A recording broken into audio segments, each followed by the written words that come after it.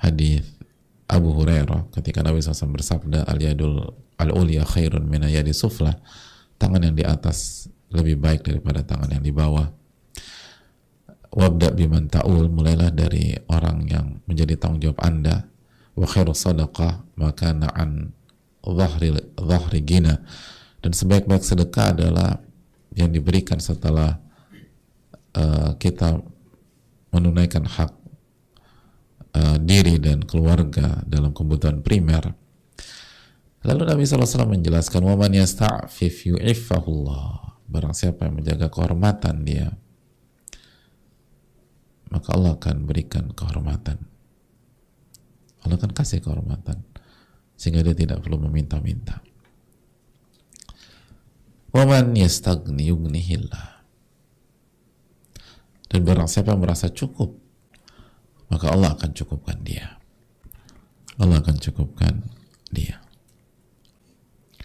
Hadirin Allah muliakan, kemarin kita sudah menjelaskan bahwa orang yang menjaga kehormatannya, maka Allah akan jaga kehormatannya.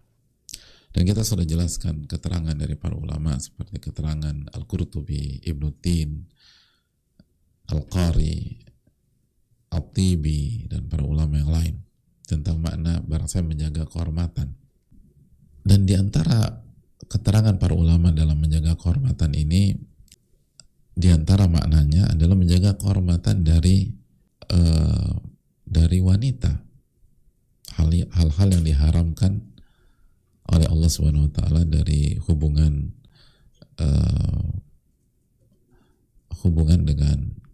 dengan wanita, zina dan lain sebagainya. Jadi barang siapa yang menjaga kehormatannya dari zina dan muqaddimahnya, maka Allah akan berikan dia kehormatan. Dan ini juga menunjukkan bahwa kalau yang zina yang suka sama suka saja, itu ada solusinya.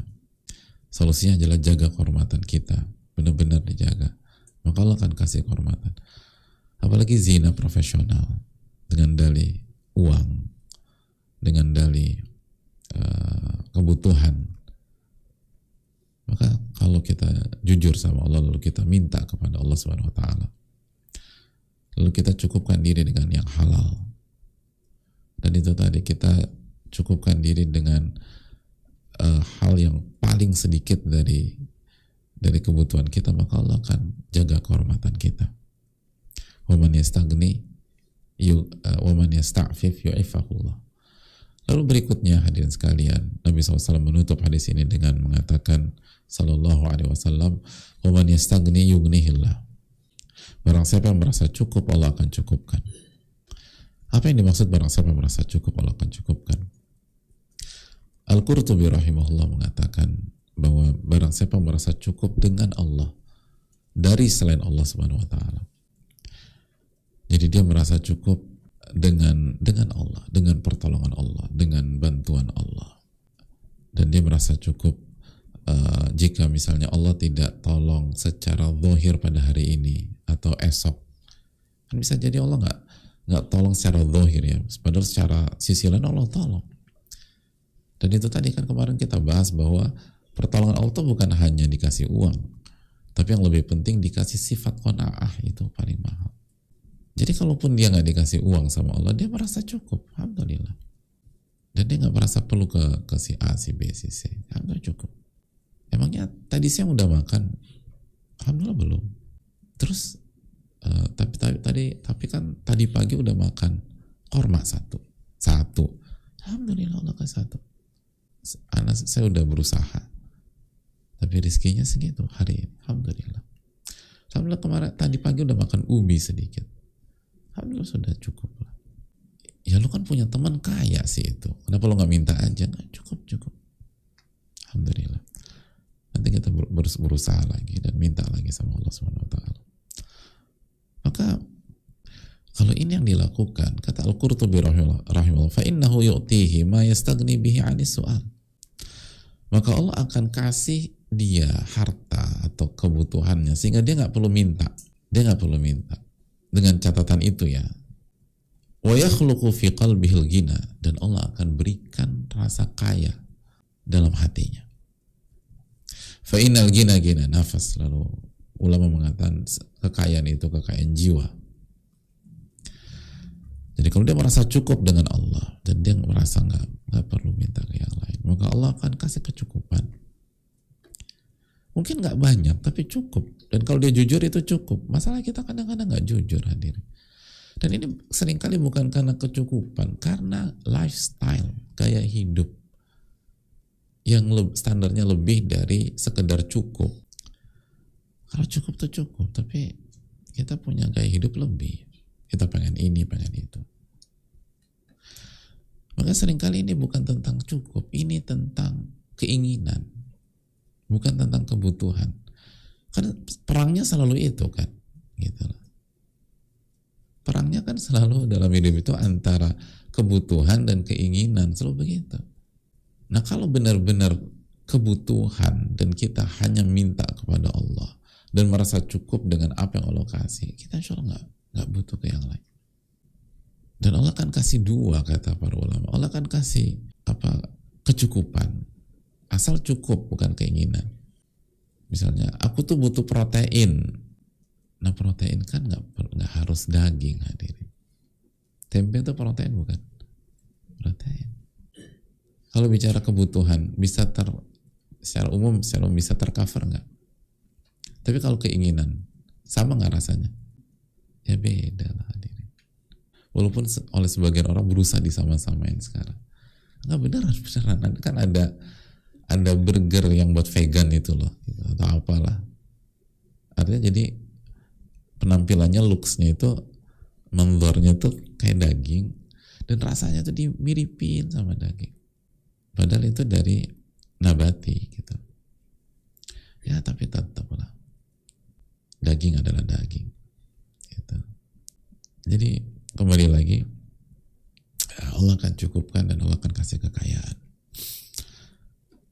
Dijelaskan para ulama yang lain seperti Al-Qari menjelaskan maksud dari waman yastagni, barang siapa yang merasa cukup, artinya yugnil al-ghina bil istighna an amwalin nas wa ta'affuf 'anis su'al.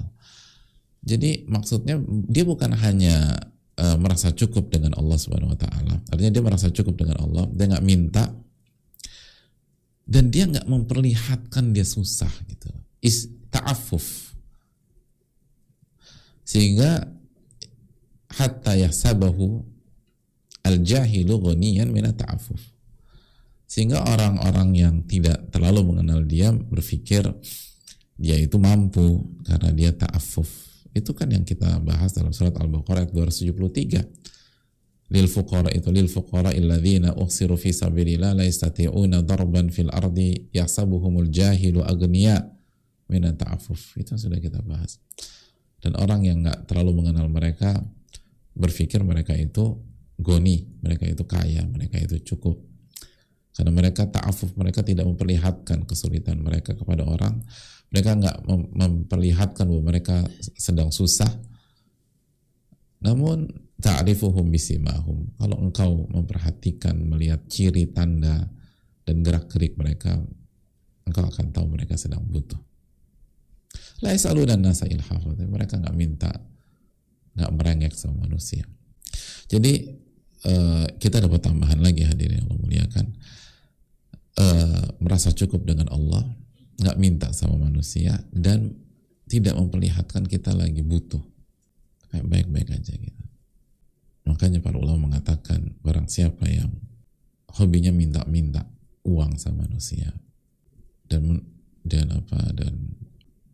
ya pokoknya dikit-dikit manusia, minta inilah, minta itulah, minta uang, minta barang, maka fa innahu sayabqa qalbuhu faqira, maka hatinya akan miskin. Allah akan buat hatinya miskin, hatinya fakir. Karena sekali lagi yang bisa membuat hati kita kaya hanya Allah. Yugnihillah. Allah akan buat dia kaya, dia cukup. Yang sebelumnya kita sudah jelaskan bahwa ini tentang masalah hati. Masih ingat ucapan Abu Hatim, al-qana'ah takunu bil qalbi. Qana'ah, merasa cukup itu letaknya di hati.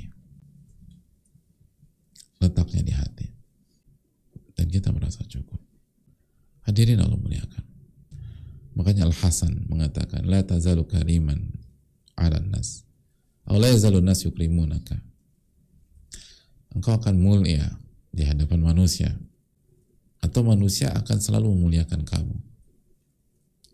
Kau akan punya kemuliaan, punya izzah selama kalian nggak pengen apa yang dimiliki manusia dan nggak mengejar apa yang mereka miliki, nggak ngarep dari apa yang mereka punya. Fa idza fa'alta dzalika, nah begitu Anda sudah ngarep sama manusia, mupeng sama yang dimiliki manusia, minta-minta dengan apa yang ada manusia, maka mulai detik itulah mereka nggak memuliakan Anda. Mulai detik itulah mereka akan menganggap Anda rendah. Mulai detik itulah mereka akan menganggap Anda itu kerdil. Dan mereka nggak suka berinteraksi dengan Anda karena mereka tahu uangnya lagi Anda incar. Mereka tahu Anda ingin apa yang mereka punya. Itu hal yang perlu kita camkan. Itu poin. Jadi mintalah kepada Allah. Minta Allah cukupkan kita dan berikan kekayaan hati kepada kita. Jangan yang diminta kekayaan uang terus, kekayaan materi terus. Nggak akan selesai. Nggak akan selesai. Itu kan dikatakan. Wa man iftaqara qalbuhu lam yanfa'hu ghinahu, kata Abu Hatim. Barang siapa yang hatinya fakir, mau kaya apapun nggak ada gunanya. Mau sekaya apapun nggak ada gunanya. Allah Ta'ala alam bisawab.